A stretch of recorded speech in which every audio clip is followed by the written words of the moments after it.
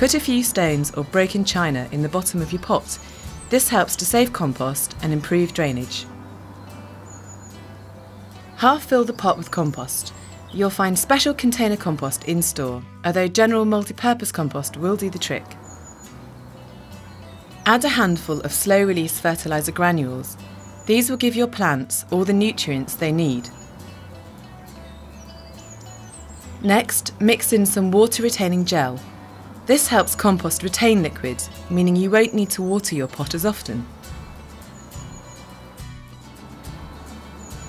Add your plants one at a time.